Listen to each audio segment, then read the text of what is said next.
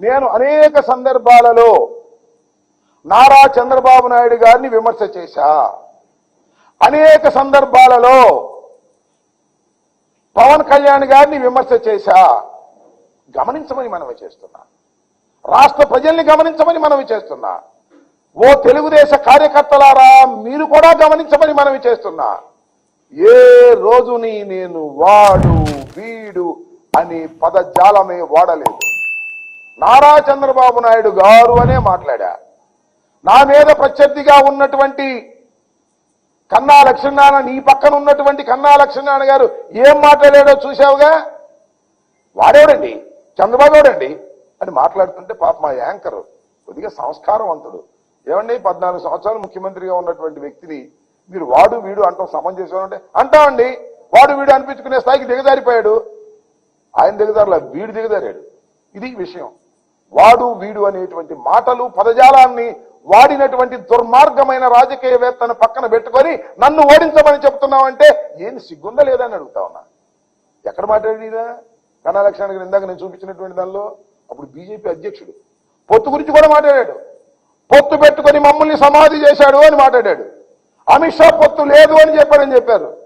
సరే ఇప్పుడు ఈ పార్టీలో లేడు కాబట్టి అతనేం అడగడానికి లేదు. ఈ పార్టీలో లేడు కాబట్టి బీజేపీ గురించి ఆయన అడిగే అవకాశమే లేదు. ఎందుకంటే ఇప్పుడు పార్టీ మారాడుగా, బీజేపీ అధ్యక్షుడిగా ఉండి పార్టీ మారి ఇవాళ చంద్రబాబు సంకెక్కి సత్యనపల్లిలో నా మీద పోటీ చేసి నన్ను అనవసరమైన మాటలు అనేటువంటి పరిస్థితికి చంద్రబాబు నాయుడు గారిని తీసుకొస్తే ఏమనాలి అంటున్నా.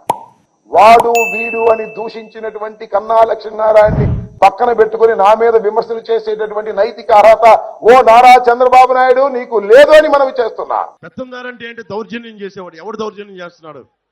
వైజాగ్ హోటల్ ఎవడు దౌర్జన్యం చేశాడు? నువ్వు చేసావా, నేనేం చేసావా?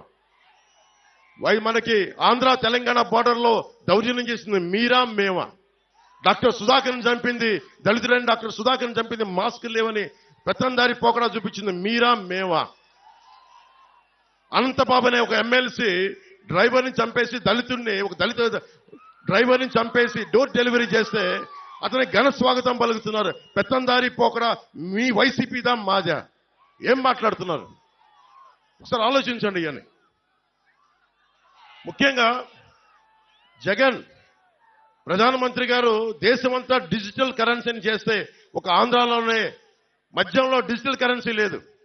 మీలో చాలా మంది ఎంతో కొంత మీ పెద్దల కోసం మీకోసం సరదాగా మందు తీసుకుంటున్నారేమో. ఏ రోజున సరే మీరు కార్డులతో డబ్బులు పే చేశారా? క్యాషే కదా మీరు పే చేసింది అందరూ. ఆ క్యాష్ రోజుకి 77 కోట్ల మద్యాన్ని అమ్ముతున్నారు. దాంట్లో ఓన్లీ ప్రతిరోజు 70 కోట్ల ఆదాయం, దాంట్లో 1,50,00,000 డిజిటల్ పేమెంట్స్. అంటే ప్రతి 700 రూపాయలకి 0.07% డిజిటలైజ్ అవుతుంది.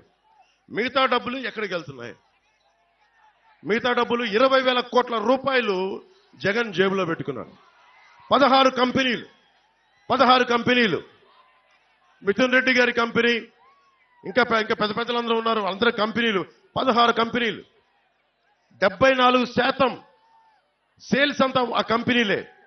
అదేనా మంచి మందా? నాణ్యత లేని మందు. ఎలాంటి ఫ్యాక్టరీలు అంటే అవి కనుక్కుంటా ఉంటే 2,000 లీటర్ల బాటిల్ తయారు చేసేది 6,000 లీటర్లు చేస్తా ఉన్నారు. దాన్ని ఆల్కహాల్ కంటెంట్ తగ్గించి ప్యూరిఫై చేసే ప్రాసెస్ లో 6,000 బాటిల్స్ తయారు చేస్తా ఉన్నారు. ఒక్కొక్కళ్ళకి మతి స్థిమితం పోతా ఉంది, మూర్ఛలు వస్తా ఉన్నాయి, పేగులు కరిగిపోతా ఉన్నాయి. నేషనల్ హెల్త్ సర్వే ఆంధ్రప్రదేశ్లో అత్యధికంగా మందు వల్ల చావులున్నాయి, ప్యాన్క్రియాటిక్ డిసీజెస్ ఉన్నాయి, లివర్ సిరోసిస్ పెరిగిపోయిందని చెప్పి నేషనల్ హెల్త్ సర్వే ఈ రోజున మనకి నివేదిక ఇచ్చా ఉంది.